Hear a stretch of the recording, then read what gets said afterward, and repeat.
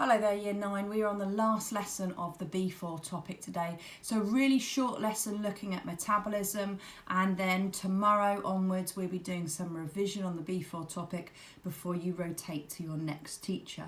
So let's have a look at what metabolism is. We know it as our metabolic rate.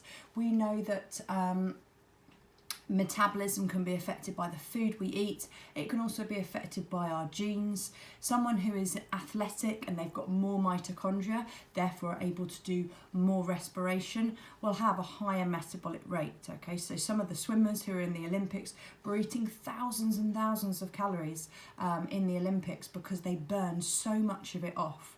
The other thing that's an important factor is that muscle burns more energy than fat. So the more muscular you are, the more energy you'll burn, therefore you'll have a higher metabolic rate.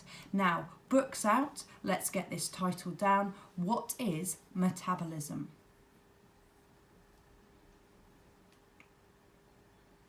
Okay, moving on.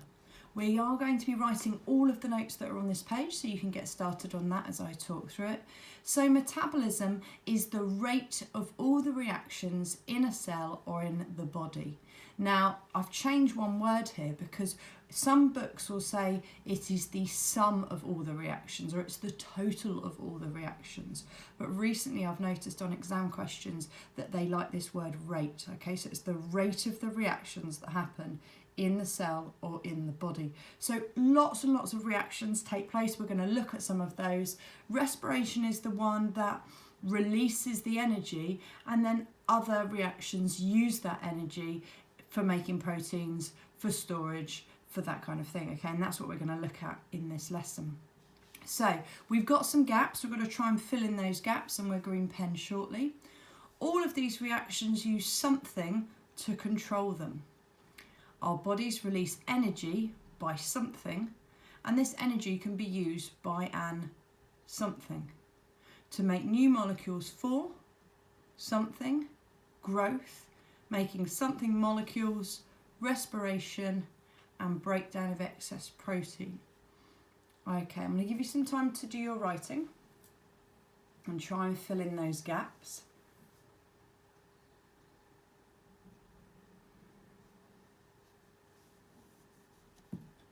Okay, if you need extra time, pause now. Okay, here we can do our green pen. So, the rate of all reactions in a cell or body. All of these reactions use energy to control them. Our bodies release energy by respiration, and this energy can be used by an organism to make new molecules for storage, growth, making protein molecules, respiration, breakdown of excess protein to form urea, which is excreted by the kidneys, and we learn about that one in a topic in year 11. Okay, if you need more time, make sure you're getting that green pen done, give your words a tick, improve them if they need improving. If you need extra time to write down all of that information, pause now. Okay, this we don't need to write down. It's just reminding us of some of those monomers and polymers. So the monomers are the small soluble molecules. These are the ones that can get through the wall of the small intestine. And then the polymers are the larger chains that they make up. And earlier in the topic when we looked at scarf, we looked at how the plant uses the glucose it makes in photosynthesis. We learnt that glucose is stored in the plant as starch. We also know that some of that glucose goes into building cellulose, and as humans we store our glucose in the form of glycogen. Okay, more about that in year 11. Amino acids build up to make proteins, and fatty acids and glycerols build up to make fat. So it's just reminding us really of the small molecules and the larger molecules, and building these different molecules uses energy, so it's all part of metabolism. We don't need to write anything from this slide. Okay, so let's look at those four things that we've got listed down there. We're going to explore those in more detail now, okay? So we're first of all going to look at storage. So glucose storage, energy is released from glucose in respiration. Okay, probably don't need to write that particular sentence. Excess glucose is dangerous. It can lead to type 2 diabetes. We can write that one, so we're writing the second bullet point. The body can store glucose as glycogen. Let's write the third bullet point. And plants store their sugar as starch or convert it to cellulose. We're going to write that one. So to summarise, we're not going to write this first one because we're going to write that in a minute on the respiration section, but we are going to write these three here. Okay, I'll leave you for a second and then you can pause in a moment.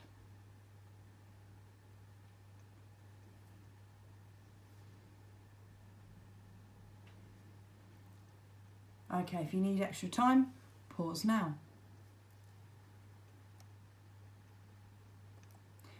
Okay, more about that production of the larger molecules.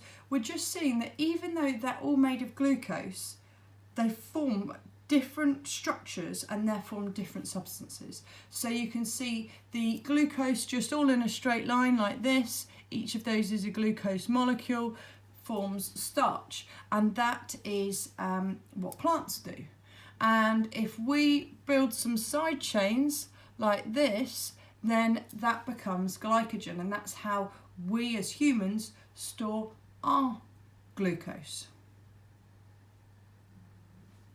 Okay, and there's a bit of an explanation there that branches in the chain mean this can be broken down using less energy, so therefore the sugar can be released faster.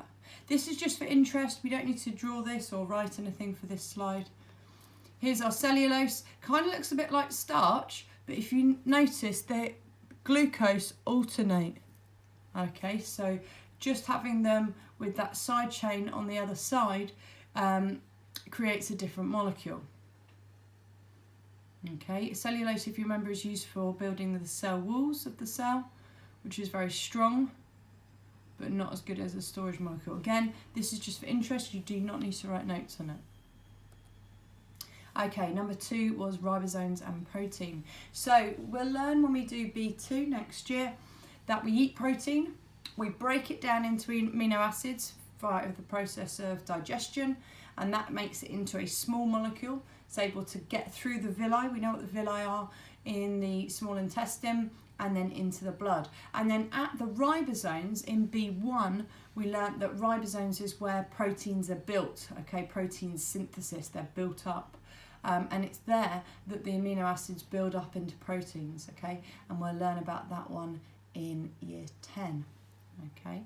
So we have to break the molecules down to get them into the blood and then build them back up again to make them into the proteins. And those proteins can be for hormones, they can be for enzymes, they can be for growth and repair proteins. Okay, yes, we do need to do some notes from this page, but we don't need to draw that molecule.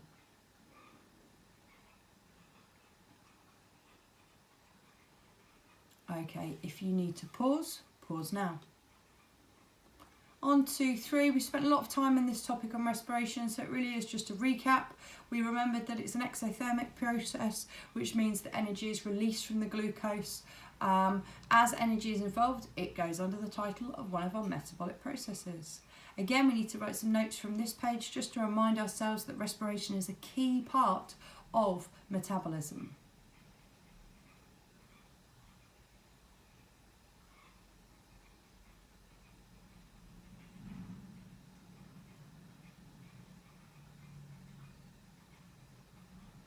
Okay, if you need to pause, pause now. Okay, last section of those 4 then is protein breakdown.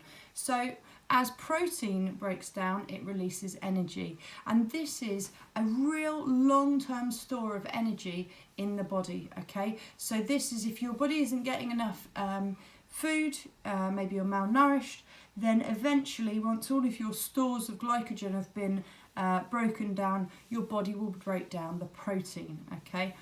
It produces urea. Also, excess amino acids produce urea, and we'll talk about that when we come on to that topic.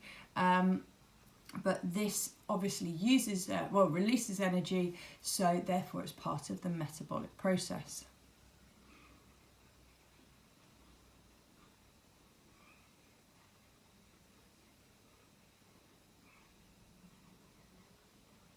Yes, we're writing notes.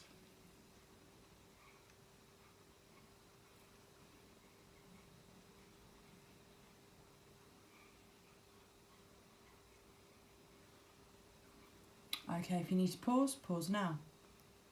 Okay, this is our first revision sheet, so this will be Friday's lesson. So I'll come back to that. So we've actually covered everything we needed to with metabolism.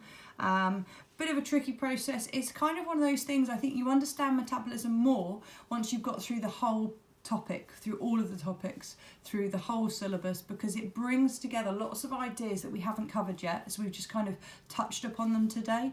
But the main key point to remember is that metabolism is about all the chemical reactions that happen in your body and how efficiently they take place.